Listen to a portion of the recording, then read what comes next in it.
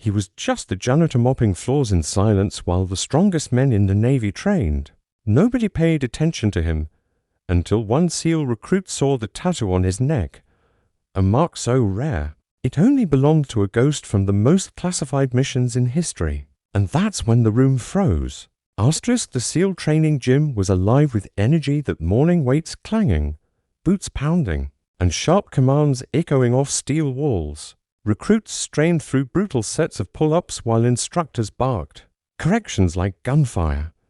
Amid all the sweat, noise, and testosterone, nobody paid attention to the quiet figure pushing a mop across the far end of the floor. The janitor looked ordinary enough grey coveralls, a faded navy cap pulled low over his brow, and a pair of scuffed boots that had clearly seen better days. His posture was slightly hunched, his limp barely noticeable unless you were looking for it. He moved slowly, methodically, as if the mop and bucket were his entire world. Asterisk, most recruits didn't even glance at him. When they did, it was with a passing smirk or a dismissive look. A couple of the younger guys cracked jokes under their breath. Something about Grandpa cleaning up after real men. The janitor didn't respond. He didn't flinch, didn't even glance their way. He just kept moving, cleaning under benches, wiping down the mats, humming softly to himself like he couldn't hear a thing.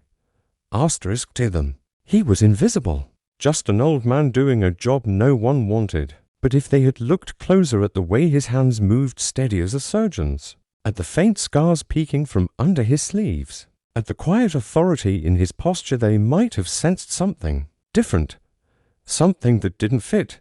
Asterisk, but nobody looked. Nobody cared. Asterisk, because why would they? He was just the janitor, just a tired old man mopping sweat from the floor, while the next generation of warriors prepared for battle. Asterisk, and that's exactly how he wanted it. Asterisk, because ghosts don't announce themselves. They wait until someone finally notices. Asterisk, it happened.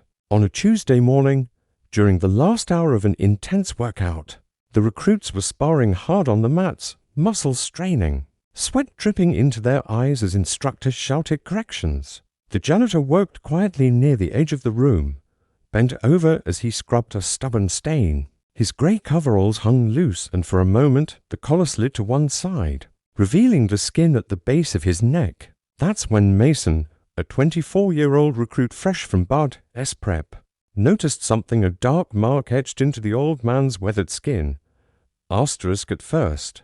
Mason thought it was a faded anchor, maybe an old Navy tattoo, like many veterans wore. But when the janitor straightened to wring out the mop, the full design came into view. It wasn't an anchor. It wasn't any tattoo Mason had ever seen outside of classified files. A black trident, sharp and unmistakable, curled around a winged skull.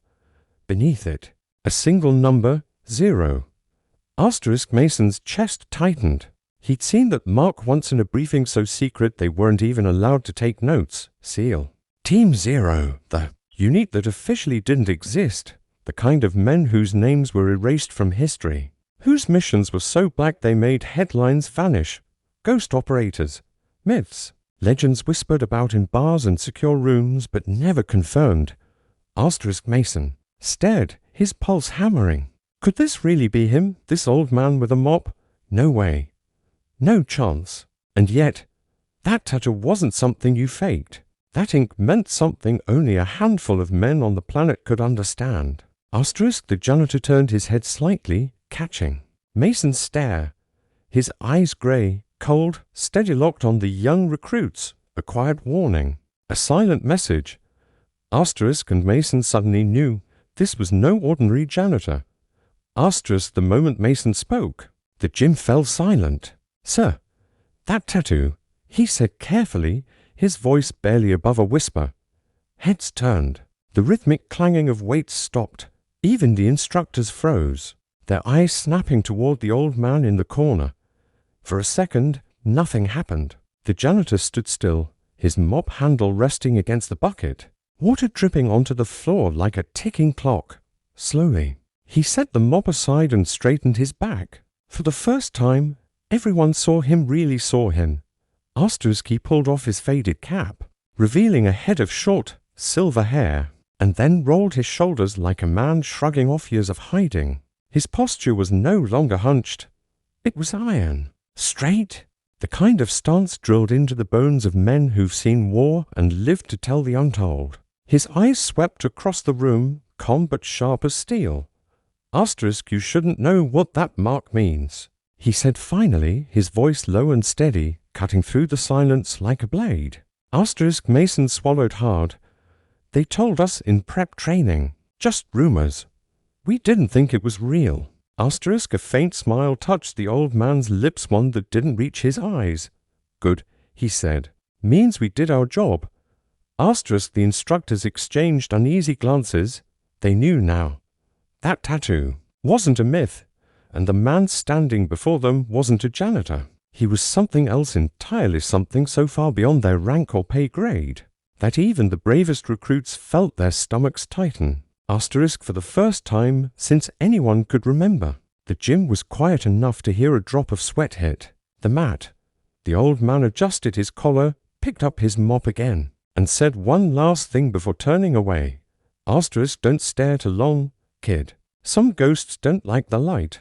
Asterisk, the old man didn't leave. Instead, he walked slowly to a bench near the wall and sat down, his mop leaning beside him like a rifle at rest. For a moment, nobody moved. The recruits glanced at the instructors, waiting for them to say something, but even they stayed quiet, their rigid stances betraying a mix of shock and respect. Finally, one of the instructors, Chief Daniels, stepped forward. Sir, he said carefully. Why? Why are you here? Asterisk, the old man looked up, his grey eyes calm. Because even warriors need clean floors, he said dryly. A few nervous chuckles rippled through the room, but they died quickly when he leaned forward, resting his scarred hands on his knees. You kids think being a SEAL is about muscles, about being loud and fearless. It's not. It's about silence, about doing the impossible and then disappearing like it never happened. Asterisk, his voice wasn't loud, but every man in the room heard him like it was thunder. You train for glory. You think about medals. Forget all that. The job's about one thing, bringing your brothers home, no matter what it costs you. And sometimes, his tone dropped, you don't come back the same, or at all. Asterisk, the recruits listened like their lives depended on every word, because deep down, they knew they did. Mason sat cross-legged on the mat, eyes locked on the old man. Sir, he said quietly, how do you live with everything you've seen? Asterisk, the janitor's jaw tightened. For a long moment, he didn't answer. Then, finally, he said, you don't live with it. You learn to carry it, and you pray it doesn't crush you. Asterisk, nobody spoke after that. The silence wasn't awkward. It was reverent. They weren't looking at a janitor anymore. They were looking at a ghost who had walked through hell and come back sweeping floors. Asterisk, the gym was silent, heavy with the weight of what had just happened.